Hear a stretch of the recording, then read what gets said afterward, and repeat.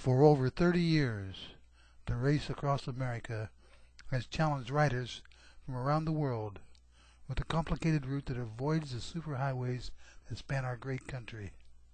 Instead, the race route sends riders along a path on the back roads that includes curvy turns, steep ascents and descents, mind-numbing straight-line runs, and the most beautiful scenery that America has to offer.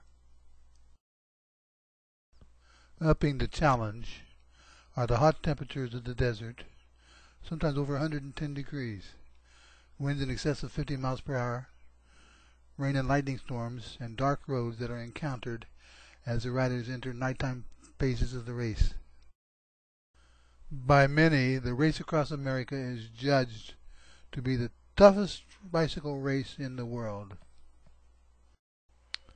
On 12 June 2012, 13 bicycle enthusiasts converged on Oceanside Beach in San Diego, California, to form up Team A of Team Red, White, and Blue. Team Red, White, and Blue's vision is to transform the way wounded veterans are reintegrated into society when they return home from combat and exit their position. Our team had 4 top-notch riders, 3 of which are disabled vets who would ride in the race to show how, by example, this vision works. Major Daniel Gade, who is an instructor at West Point. He served in Iraq in 04 and 05, where he was wounded in action twice and decorated for valor. The second time that he was wounded cost him his right leg. Despite his disability, he remains on active duty. Caroline Gaynor is an amateur cyclist and a triathlete who resides in New York City. She races for the Jimenez Velo Sports Cycling Team and guides blind athletes in triathlons through the See Different Foundation. Petty Officer 3rd Class Chris Suter was driven to the United States Navy with one goal: to be a Navy SEAL. Before he got his chance, he was stricken with a rare disease called Cushing disease. Thanks to the good doctors at the Navy and NIH, he was able to get the disease-causing tumor removed from his skull. A month after surgery, when things were at their bleakest and seemingly no road to turn, a group called Ride to Recovery and a cycling club called the Walter Reed National Military Medical Center, Bethesda Cycling Team, issued him a bicycle, and he told him to start pedaling. Since then, he's been doing just that. Chris Whaley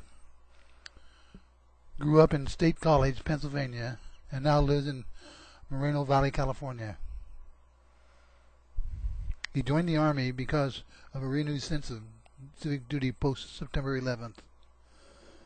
When deployed in Iraq in 05, Chris was shot and lost use of his left leg. Doctors told Chris he would never be physically active again, so the next day he bought a bike and taught himself to ride adaptively with one leg. 9 equally enthusiastic people provided support to the 4 riders. Team leader Ann Williams, an outstanding athlete in her own right, was the Energizer Bunny. In addition to making sure that riders do not overextend themselves, she formed order out of chaos to keep the riders fed, bedded, and healthy. Chris Joyce, a triathlete in his own right, cast oil on troubled waters by his calming presence and in-depth knowledge of bicycles and bicycle racing. Jinwei Lee is from Malaysia and is currently a student at Penn State University. Just out of high school, Connor Burrows, whose dad owns a bicycle shop, provided excellent bicycle maintenance support. Medic Kurt Thomas saved Dan Gabe's life in Iraq and once again spread his protective wings over Dan and others for this race across America. Dexter Williford, the enforcer, scared everybody into line while mentoring the younger troops on the team. Marines rule. Jason Drzakowski, who hails from Bowie, Maryland, was jack of all trades on this trip.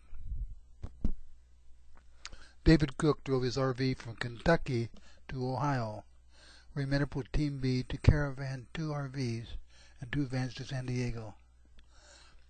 During the actual race, Dave drove his RV over 95% of the way of an almost 3,000-mile trip, a heroic effort.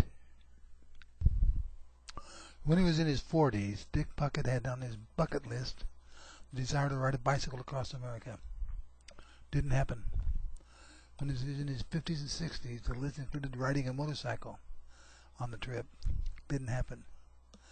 Finally, he crossed off the Ride Across America bucket list item by serving as navigator on the Red, White, and Blue Team Alpha at the age of 71. By the morning of 12 June, all 13 team members had arrived at Oceanside Beach, where we made new acquaintances or renewed old ones. We prepared the vehicles for a rigorous safety inspection. We plastered signs all over the RV and 2 vans that would allow the riders to warn other drivers that the vehicle was following a bicycle rider, and to assist race officials in keeping track of the 3 support vehicles. Safety was paramount. As a symbolic gesture to marking the start of the race, the 4 riders dipped the rear wheels of their bicycles in the Pacific Ocean. The riders then started the ride in a parade mode, riding 4 abreast to the official start of the race. After leaving the Pacific shoreline, the riders were immediately faced with 7% grades as they crossed the coastal range, cresting at over 4,200 feet. The riders then descended into and across the deserts of the American Southwest, crossing the Salton Sea at 235 feet below sea level. As we approached the Arizona Border Patrol point, we discovered that Jin did not have his passport with him. We had visions of him doing hard time in the infamous Arizona jail, but we were luckily not stopped at the border post. The riders climbed over 5,000 feet and crossed the Navajo and Hopi Indian reservations. We saw wild horses running alongside the road, and a scrawny little dog shepherding a flock of goats and sheep. We passed through the awesome Monument Valley. Nature displays tremendous beauty in this valley.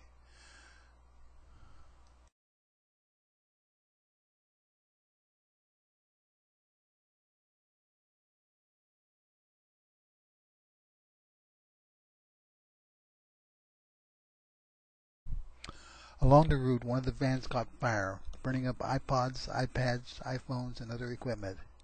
Fortunately, all the passengers got out without injury. My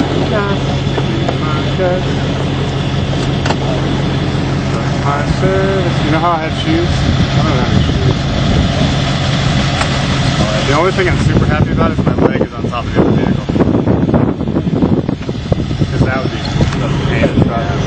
Yeah, it is. Seriously. That'd be worth more than a vehicle bike.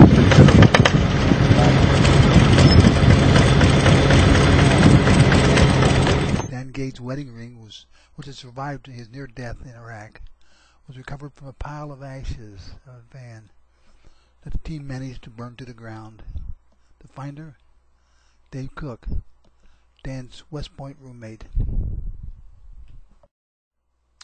After they passed through the Four Corners area, the riders began to climb the Rocky Mountains, crossing the Continental Divide at Wolf Creek Pass at an altitude of 11,000 feet. As we crossed over the divide in the wee hours of the morning, Dave Cook spotted a large bear running along the roadside. The riders descended to and crossed the Great Plains, some 700 miles wide, where they encountered strong winds.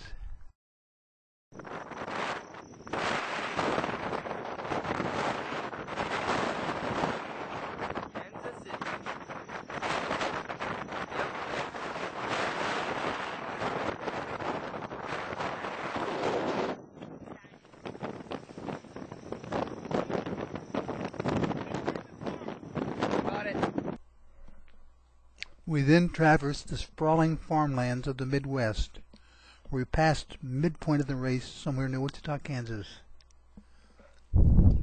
At Parkersburg, West Virginia, the most difficult climbing in Ram begins, with grades of 8 to 10% and seemingly endless twists and turns.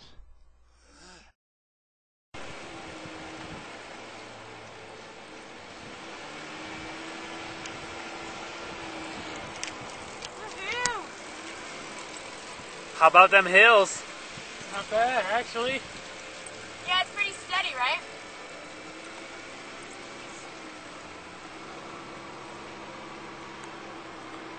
As the mountains began to level out, the riders descended past the battlefield at Gettysburg, Pennsylvania. Finally, the riders approached the Chesapeake Bay and the finish line on the city docks of Annapolis, Maryland. The four riders dipped their front tires in the bay to symbolically mark the end of the race course. Success. 3,000 miles from San Diego to California to Annapolis, Maryland in 8.5 days. Well done. Dan Gade is an active military officer serving at West Point as an instructor. Chris Suter has overcome his illness and just keeps on pedaling. The doctors told Chris Swaley he could never be physically active again, so the next day he bought a bike and taught himself to ride adaptively with one leg.